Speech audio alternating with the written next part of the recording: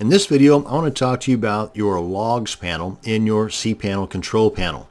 Now I've got two different tabs opened up here to represent two different web hosting accounts and the cPanel control panels within them. For example, this one here, if you go down and look at the logs panel, you can see we've got a few different options available here. But in this one, still cPanel, it's just a different web hosting account. You can see that there are different options available here, or applications. So if your control panel doesn't look exactly like one of these, don't worry. The basics that you really want to pay attention to under the logs panel is the latest visitors, bandwidth, and your AW stats, as well as your error log. Those are more than likely in every single cPanel setup on any type of web hosting account that offers cPanel. Again, latest visitor, AW stats, bandwidth, and error log. The error log mainly because if you have errors on your website, like broken links for example, then this can let you see them very quickly. No errors here, but that's mainly because there's no site there either. Let me take a look over at this other one here, and under error logs, and here's the information provided in most of these error logs. You've got the date that the error took place. You've got the IP address of the visitor that noticed the error. You've got the error right here, which in this case is, I believe, a 404. And you got different types of errors that take place. But if we use this top one here, if we scroll on over, this gives you the path to the actual error itself and the page or file that is causing the error. So with this information, you can quickly get in and fix that error. So we come on back out of here, head on back over to home.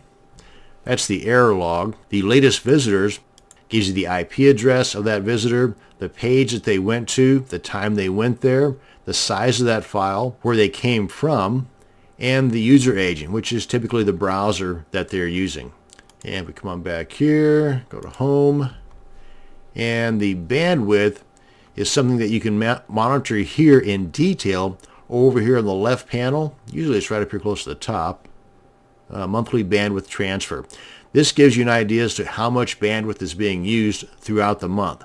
So at this point, obviously, there's not much to worry about because there's hardly anything. There's nothing actually even registering, because as the usage takes place, you'll get a color guide here to kind of let you know at a quick glance if you are okay, or if it's getting into the red close to the end here, that you need to make some adjustments. But that's the monthly transfer right there at a glance, and to get the details, you click on the bandwidth link there, and this can give you the traffic for today, for the past 7 days, the past 12 months, and this information can come in very handy, especially if you're running campaigns or you've got product launches, and you can get an idea as to how much bandwidth you might need for your next campaign or your next product launch, so that you're not having your visitors seeing an error page, bandwidth exceeded, which is never a good thing, and that will definitely put a damper on your day. Here's the breakdown of this month for the HTTP usage.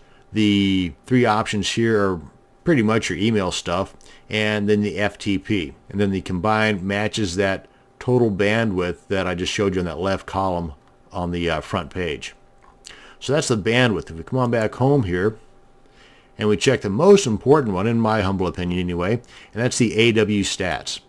This gives you a breakdown of all the traffic coming into your website, and you can choose the date right here for the particular report. Now, the reports or the information contained down here are broken down in different ways. You've got the monthly history, days of the month, and you can see the traffic here. And again, these can come in very handy if you are doing any type of product launches or campaigns to generate income.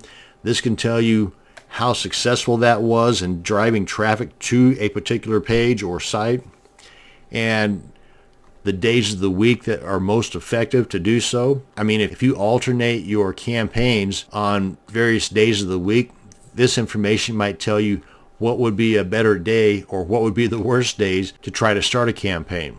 Even the hours of the day. If you're trying to set up email marketing, you might find that sending out or scheduling your emails to be sent out at 11 a.m. might be a lot better than, say, at 7 a.m. And this takes everything into consideration, including the countries that are visiting your site. Now, since this is more of a demonstration site, these numbers are going to be skewed accordingly. At least ways now you know where you can go to get more information on the traffic coming into your site. And you've got a lot of information over here to the side that you can just simply click on to see if robots are visiting, if authenticated users are visiting, the countries, the days of the week. These are pretty much the breakdown of what we've already seen up here.